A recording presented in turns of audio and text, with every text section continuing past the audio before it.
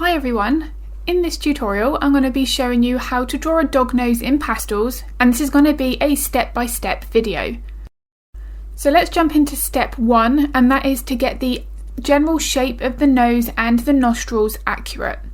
So here I am just using a black Carbothello and purely just mapping in the darkest part of the nostril. Now the reason why I like to do this is if the nostrils are in the wrong place, maybe you've got them too close together, too spaced apart, or even if you've got one higher than the other, that can be very distracting. Because the nose is in the middle of the dog's face, it can be very obvious then when the nose has been drawn incorrectly. Now in some cases, maybe the dog is sniffing the air in a slightly different way, or the pose might make it look like one of the nostrils is higher than the other. In that situation, then trust that reference photo and draw what you see. But you do want to make sure that the nostrils are accurate to the reference photo that you are working on. Now in some cases, like with this golden retriever here, I have the fur on the top part of the nose in place. So that's already indicated at the correct shape of the top section of the nose. If you have the fur in around the bottom part of the nose, then of course you want to make sure that the lower shape of the nose is also accurate. So my first tip at this stage is don't just outline the outer shape of the nose with a black pencil if the nose isn't dark on all of the edges. And I just used a dark brown pencil instead, and as this tutorial progresses you're going to see that the colour of this nose is not black. The lower parts of the nose and the corners are black, we've got a bit more of a shadow, but at the top edge it picks up a lot more of those browns and those pinks. So really do study that reference photo and map in where the lights and the darks are on that outer edge. So my next step here is I want to get some kind of base layer down for the entire nose. Now what I'm starting to do with my dark brown pencil is purely just map in more of my shadows where they're starting to curve over on the outer edges. This is just again to build up the shape of the nostrils as it starts to curve round to the flatter surfaces of the nose. This is one of the ways that I like to break down any nose, because if I tackle it in one large element, it can sometimes be a bit easier to drift away from that reference photo. So I like to put in a couple of these mid-tones in my shadows just to reinforce the shape of the nose again. So let's now focus on the entire base layer. So for this I decided to use my sanded soft pastel stick method. Now I did this portrait about a year or so ago, so I didn't have my PanPastels then, which is now my method of choice. But sanded soft pastel sticks work just as well. The main downside of sanded soft pastel sticks is of course it's a little bit messier, but if maybe you don't want to invest in PanPastels yet, this could be a good solution for that in-between time. Now as you can see here, I am mapping in my main lights and darks. I'm being very careful to make sure that I'm not picking up any of the black from the nostril, because I don't want to end up with muddying up of my colours, and this can happen when you're using some browns, pinks and reds and you accidentally drag any of that black into it. So that's definitely something to be aware of. But here, by mapping in my lights and my darks at this base layer stage, I'm already building up more of a three-dimensional, more lifelike base layer. Now if you've seen many of my tutorials here on YouTube, or you're part of my Patreon channel where you can get access to all of my in-depth tutorials, then you'll know that I put a lot of focus on my base layer stage. For me, it's our foundations for our details, so I want to make sure that I've got that accurate.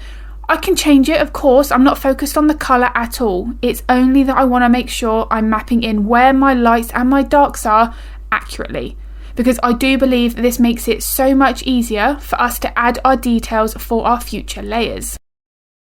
One thing I want to mention quickly, because I get asked this a lot, is although I say that I'm not focusing on my colour at that base layer stage when I was using that applicator sponge, I'm going for close, so I'm looking at whether or not it does contain more of a brown or a red, and in some cases here a lot more of those pinks, but I'm not focusing on it being accurate at all.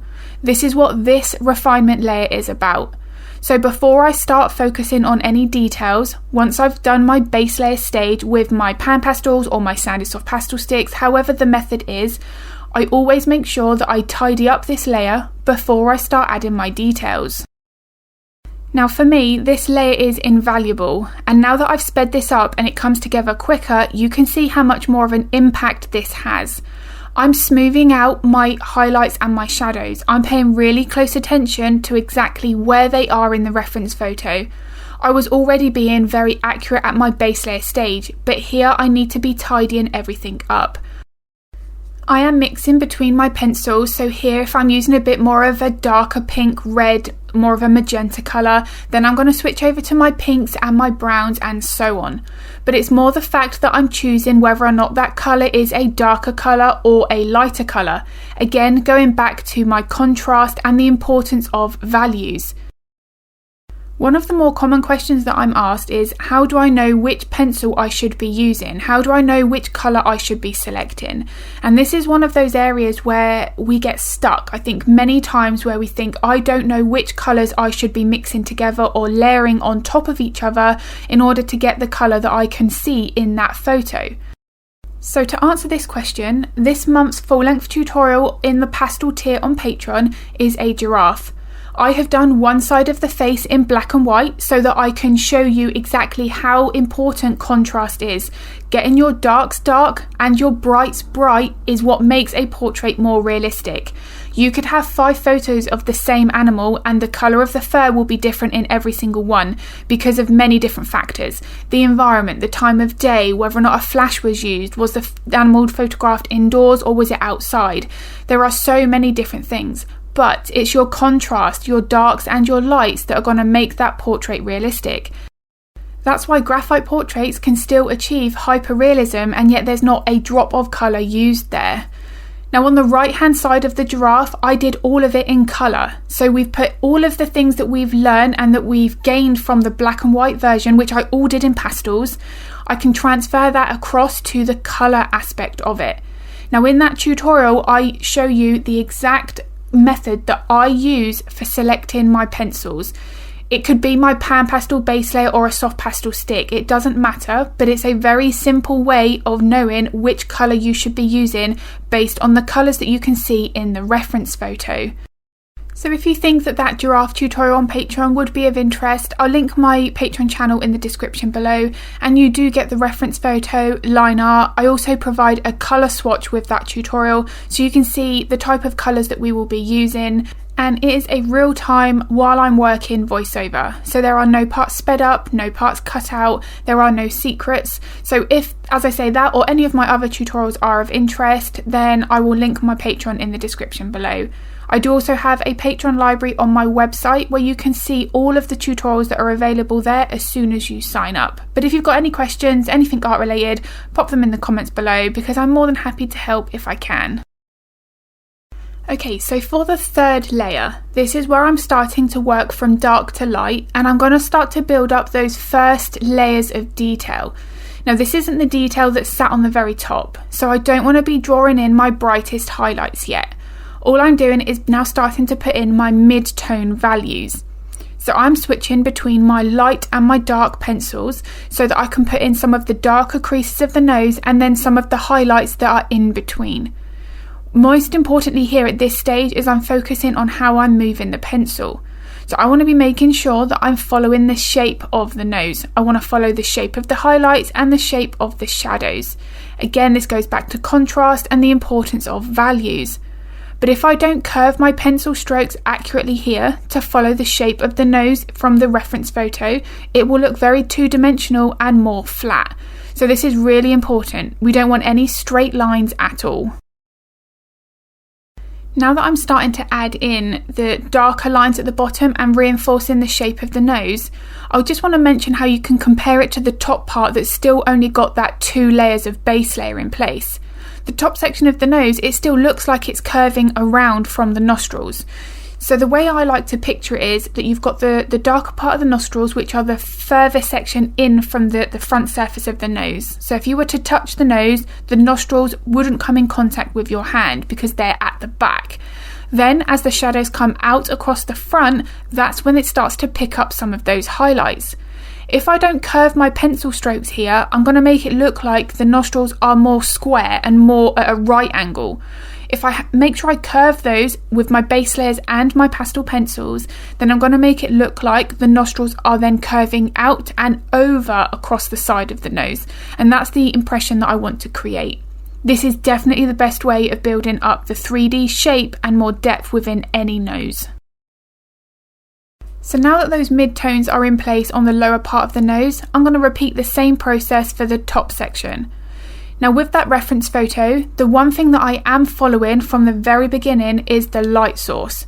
If you've got a photograph with a strong one-sided light source, you're going to have a lot more darks on one side of the nose and you're going to have more of your highlights on the other side of the nose. But because dog noses are wet, they are going to be very reflective. So I want to make sure that I'm putting the highlights in the right place. But again, the biggest thing at this point is I don't want to be putting in my brightest highlights early on. The only exception for that is if I'm working on any nose of any animal.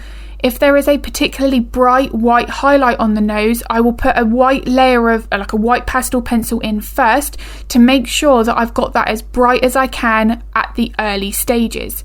Because if I have a bright highlight on this nose and it needed to be very, very bright, I've already got 2 or 3 good layers of pastel here, so I might not be able to get that white as bright as I would if I had no pastel on the paper at all. So I also do that with reflections of the eyes. If they are bright white, I will make sure to put a little bit of a white pastel pencil in first. So at this layer, I guess you would call this the fourth layer, I'm starting to be a bit more precise, paying a bit more attention to those details. So these little markings, these little spots on the nose are very unique to that dog. Some dogs don't have them at all, but if they have them, you want to make sure that they're in the right place. We also want to be paying attention to the size of these little dots and the shape of them as well. They're not going to be like polka dots and be completely circular on the outside. Now because these little dots, these little markings, bits of pigmentation are going to be very unique to that animal, if this was a pet portrait, you want to make sure that you're getting them in the right place because the owner is likely to know if they're not right. So you want to make sure, just take that extra time when you get to this stage. You've built up so much realism here that it would be a real shame to then miss out on those final details accurately. At this point, the nose is looking great. It's got a lot of shape to it. It looks realistic, but I need to push it even more. So at this next layer here, I'm now working on my next brighter layer. Now this again is where I'm reinforcing those contrasts. I'm making my highlights brighter and I will be making my darks darker. This will really help to build up more of the shape from the nostrils to the front and top surface of the nose. I'm also starting to select a few more vibrant colours, some purple, some pinks and magentas. Now I'm using these colours here because this Golden Retriever does have more of that pink coloured nose. But at this stage here, you could be dragging some more purple, some dark purples and darker blues into a black nose. They can add a lot more depth and more of that shine because the nose is going to be wet, and it can really help to build up the depth yet again. So at this point I'm pretty much done, 90% there. It's just my last couple of layers where again I'm reinforcing the contrast, adding my next brighter layer. Now the amount of layers that you add is going to vary depending on the nose. So you could have a nose that only requires the amount here, 4 or 5. But if you've got a lot more texture on that nose, you've got a few more of those lighter dots, some darker shadows, you might have to add 6, 7, 8 layers. It's all going to be very subjective to that photo. But if you feel that you don't have enough of that 3D shape or you don't have as much depth within that nose, it's probably because you don't have enough layers or you don't have your lights and darks and your contrast quite right. So I really hope that this tutorial has been useful, that the tips and techniques that I've shared can be implemented in your own work. If this video was useful, I would really appreciate it if you could give it a like and a thumbs up because it makes a huge difference to my channel. I'd be very, very grateful. I upload 2 to 3 videos to YouTube every week, so if you'd like to get notified of that content, hit the subscribe and the bell button. Here is a photo of the finished Golden Retriever, and if you've got any art related questions, as I say, I'm always happy to help, so pop them in the comments below. I'm going to be uploading another video next week, and if my in-depth slower tutorials are of interest, I will link my Patreon in the description below. As always, thank you so much for watching.